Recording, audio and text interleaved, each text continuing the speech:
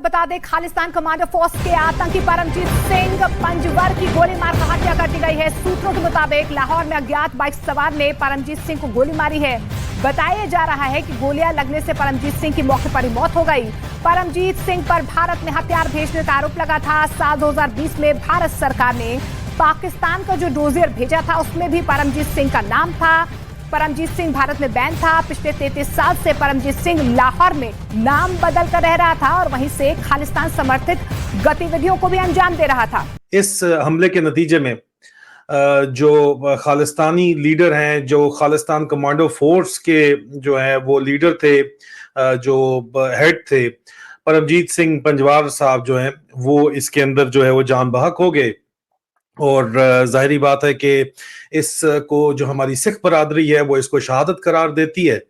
और ये इसलिए भी अहम है मामला के लाहौर के अंदर जोहर टाउन में ये लोग, जाहिर बात है जिम्मेदारी जो है वो आईएसआई की थी और ये रॉ का ऑपरेशन था। जरा ये दावा करते हैं कि पिछले 6-8 महीने में हम अगर इस नेटवर्क को जोड़े, इसके तार को जोड़े, तो कई एंटी इंडिया जो खालिस्तानी थे वो टारगेट किलिंग के शिकार हुए।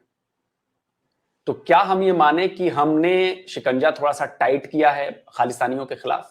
जय हिंद दोस्तों, पाकिस्तान ब्रेकिंग न्यूज चैनल में आप सभी का हार्दिक स्वागत। खालिस्तानी कमांडो फोर्स का चीफ परमजीत सिंह पंजवर को पाकिस्तान में किसी ने गोली मारकर हत्या कर दी। जहां पर वो मॉर्निंग वॉक के लिए निकला था तो दो अनजान शख्स ने आकर उसको गोली मार दी और उसकी जगह पर ही मौत हो गई। पाकिस्तानी मीडिया इस हत्या के लिए रॉ को जिम्मेदार ठहरा रहा है और कह रहा है कि ये रॉ की हरकत ही है, जहां पर उसने पाकिस्तान में घुसकर परमजीत सिंह पंजवर को मार दिया। जहां पर परमजीत सिंह पंजवर भारत में मोस्ट वांटेड था और उसको पाकिस्तान ने पनाह दे रखी थी, जहां पर पाकिस्तान आर्मी के द्वारा उसको सिक्योरिटी भी दी गई थी, पर वो सिक्योरिटी उसको काम नहीं आई और उसको सरेआम रोड पर ही मार दिया गया। जहां पर पाकिस्तानी मीडिया कह रहा है कि रॉ ने अपने अटैक पाकिस्तान में बढ़ा दी है, क्योंकि पिछले 2 साल में जो भी लोग भारत से गद्दारी कर कर पाकिस्तान में छुपे हैं उनको रॉ धीरे धीरे करके मार रहा है और पाकिस्तानी सिक्योरिटी फोर्सेस है कि उसको आइडेंटिफाई करने में नाकाम रही है। जहां पर पाकिस्तानी आर्मी कैसे सत्ते में आए उसके पीछे पड़ी है, पर उनको जो जॉब दिया गया है सिक्योरिटी का उसमें तो वो पूरी तरह नाकाम हो रही है और उनको पाकिस्तान से कोई लेना देना नहीं लग रहा है। उनको बस सत्ते की मलाई खानी है और पाकिस्तान में जो होना है वो हो जाए। सही वीडियो को अंतिम तक देखते रहिए, लाइक कीजिए, शेयर कीजिए और सब्सक्राइब कीजिए हमारे चैनल को और बेल आइकन दबाना बिल्कुल भी ना भूले और आपकी जो भी राय हो उसे कमेंट बॉक्स में जरूर दे। धन्यवाद। जो खालिस्तानी लीडर हैं, जो खालिस्तान कमांडो फोर्स के जो है वो लीडर थे, जो हेड थे, परमजीत सिंह पंजवार साहब जो हैं वो इसके अंदर जो है वो जान बहक हो गए। और जाहिर बात है कि इसको जो हमारी सिख बरादरी है वो इसको शहादत करार देती है। और ये इसलिए भी अहम है मामला के लाहौर के अंदर जोहर टाउन में ये लोग, जाहिर बात है जिम्मेदारी जो है वो आईएसआई की थी और ये रॉ का ऑपरेशन था। जरा ये दावा करते हैं। और रॉ का जो ये ऑपरेशन था वो दिन दहाड़े लाहौर के अंदर हुआ, लेकिन लाहौर में अगर आप देखा जाए इस वक्त तो ये लोग जो है इनको जो जिम्मेदारी दी गई है ये उन लोगों को भी नहीं संभाल सकते। तो ये सियासत क्या करेंगे, क्योंकि इनकी तमाम तर जो तवज्जो है वो सियासत की तरफ है, ठीक है। और इस सियासत की वजह से ये जो बात कर रहे हैं उसकी वजह से इनकी तवज्जो जो इनके असल काम है उनकी तरफ नहीं है।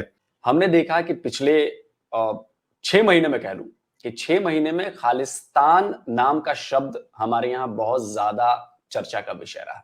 अभी हमने अमृतपाल सिंह वाले में देखा, वो हालांकि चलिए सरेंडर किया, गिरफ्तार हुआ, जो भी हुआ, लेकिन चर्चाएं बनी रही।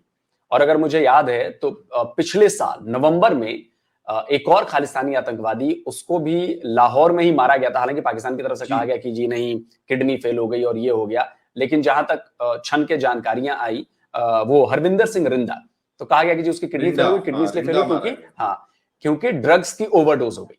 तो मे भी कहा जा रहा था कि भाई ड्रग्स की ओवरडोज उसको दी गई, ये एंटी इंडिया था, एंटी खालिस्तानी था। इसमें भी कहा गया कि हो सकता है एजेंसीज का हाथ हो, क्योंकि वो बब्बर खालसा का, इंटरनेशनल बब्बर खालसा इंटरनेशनल का सदस्य था। और उस पर आपको याद होगा सर कि पंजाब पुलिस मुख्यालय पर आरपीजी अटैक हुआ था और एक शिवसेना नेता की भी हत्या हुई थी, तो उसमें उसका नाम आया था। उसमें इसके रिंडा पहले का नाम एक आया। जी रिंडा का नाम आया था। उसके पहले एक इटली में एक गैंगस्टर था, उसका भी संबंध खालिस्तान से था, हरप्रीत सिंह उर्फ हैप्पी संघेरा। तो मेरे कहने का मतलब यह है कि पिछले 6-8 महीने में हम अगर इस नेटवर्क को जोड़े, इसके तार को जोड़े, तो कई एंटी इंडिया जो खालिस्तानी थे वो टारगेट किलिंग के शिकार हुए। तो क्या हम ये माने कि हमने शिकंजा थोड़ा सा टाइट किया है खालिस्तानियों के खिलाफ? मेरे ख्याल से इसको मानने में कोई गलती नहीं है कि हम लोगों ने शायद शिकंजा टाइट कर दिया है, जिसके ये जो रिजल्ट्स हैं ये हमको नजर आ रहे हैं। और उम्मीद करते हैं कि ये एक दिन ऐसी भी खबर आए कि क्लिफ्टन टाउन के अंदर भी कोई शख्स को अज्ञात लोग आके मार जाए। ऐसे कुछ टारगेट्स हैं जहां पर एक्शन होने की जरूरत है। और अगर ऐसा होता है तो फिर हम बिल्कुल दावे से कह पाएंगे कि जी हाँ, हमने अपना शिकंजा टाइट कर लिया है और ये करतूतें हमारे ही लोगों की हैं, और फिर हम भी गर्व से कहेंगे कि हमारी एजेंसी नंबर 1 है। अभी मैं अपनी एजेंसी को नंबर 2 पे रखूंगा। इंडियन रॉ ऑपरेशन करिए लाहौर के अंदर और लूसी सो रहा है, और लूसी के साथ बरगड़े मुजाहिद साहब भी सो रहे हैं, ठीक है। बरगड़े राशिद नसीर भी सो रहा है। उसका तो कल अगला कच्चा छटा जो है वो भी खुलने जा रहा है, वो कल आपको बताएंगे। आसिम मुनीर ने नए अहकामात फौज के अंदर जारी किए हैं, वो कल आपको जरूर हम बताने जाएंगे। लेकिन ये जो इंडियन रॉ ने एक यहाँ पे खालिस्तान लीडर को जो मारा है, सरदार इनको परमजीत सिंह पंजवार, जिनको मलिक सरदार सिंह के नाम से जाना जाता था, उनको नामालूम अफराद ने जॉर्ज टाउन लाहौर में जो है वो कत्ल कर दिया आज सुबह। और परमजीत सिंह पंजवार जो है वो खालिस्तान का एक जो सेपरेटिस्ट ग्रुप है वो लीड करते थे। इस तरह की जो टारगेट किलिंग की बातें होती हैं, जिनमें आता है कि जी एजेंसी शामिल हैं और ऐसा है, तो कहा जाता है कि इसमें इजराइल की मोसाद सबसे मतलब उसका नाम बड़ा ऊपर लिया जाता है कि भाई वो जो अपने दुश्मन है वो दुनिया के किसी भी कोने में रहे, लेकिन वो ढूंढ के मारते जरूर हैं, वो चाहे 10 साल लग जाए।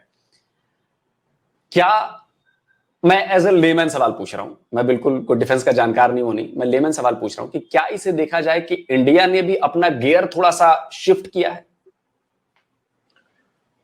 हाँ, अब जैसा कि मैंने पहले बताया कि आपके आई के गुजराल थे, उन्होंने रॉ की डेस्क बंद कर दी थी, पाकिस्तान डेस्क।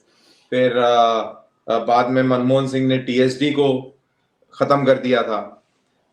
तो एक तो हमारे यहाँ पर वो पीस और वो कबूतर उड़ाने वाले और वो उस तरीके के लोग भी बहुत ज्यादा वो हो जाते हैं, जो प्रभावित हो जाते हैं। उनको लगता है कि दुनिया शायद ऐसे ही चलती है, लेकिन दुनिया ऐसे नहीं चलती है। हाँ, और अमन की आशा और ये वो इन फालतू की चीजों में दुनिया ऐसे नहीं चलती है। ये हार्ड रियल पॉलिटिक्स है यहाँ पर, जिसमें लोग भी मारे जाते हैं और पता नहीं क्या क्या कार्रवाई होती है। अरे जब डेमोक्रेसी, इंडिया जैसी डेमोक्रेसी या कोई भी दुनिया की, अमेरिका जैसी डेमोक्रेसी, वहां पर जब लीडर्स टारगेट हो जाते हैं तो ये तो दूसरे किस्म का खेल है। यहाँ पे क्यों नहीं हो सकते और क्यों नहीं होने चाहिए, क्यों नहीं होने चाहिए, है ना?